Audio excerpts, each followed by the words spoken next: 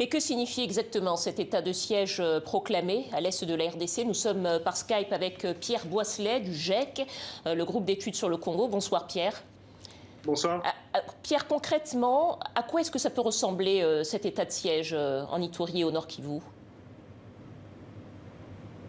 On ne sait pas vraiment jusqu'à maintenant. Il faut effectivement attendre la publication de l'ordonnance que le président doit publier dans les heures qui viennent pour avoir les détails. Mais on peut regarder le programme de gouvernement qui a été présenté lundi par le Premier ministre Sama Lukonde. Et déjà, il était question d'établir une administration militaire dans les zones touchées par le conflit. Donc c'est vraisemblablement vers cela qu'on se dirige.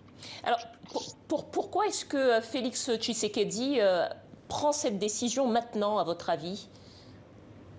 Alors, c'est une zone, l'Est de la RDC, qui est en conflit depuis 25 ans maintenant, mais il y a eu une dégradation nette ces dernières années.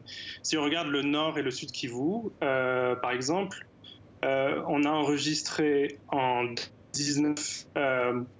914 morts de civils à cause d'accidents.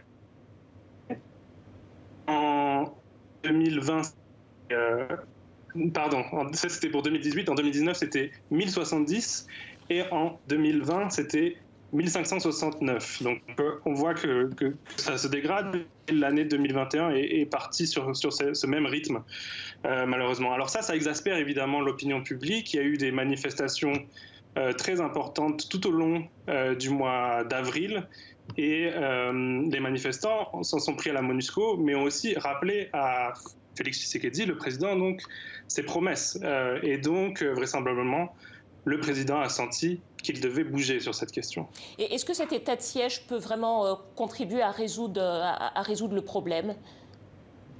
Alors là-dessus, j'ai quelques doutes personnellement. Ça va vraisemblablement aboutir à renforcer les pouvoirs de l'armée congolaise. Mais aujourd'hui, c'est pas vraiment le pouvoir, le manque de pouvoir qui empêche l'armée congolaise d'agir efficacement.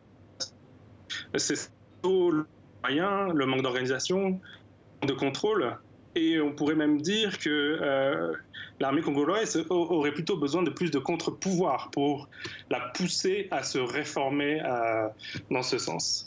L'autre problème, c'est que ça entretient l'idée qu'il pourrait y avoir une solution militaire, purement militaire, à la situation dans l'Est du Congo.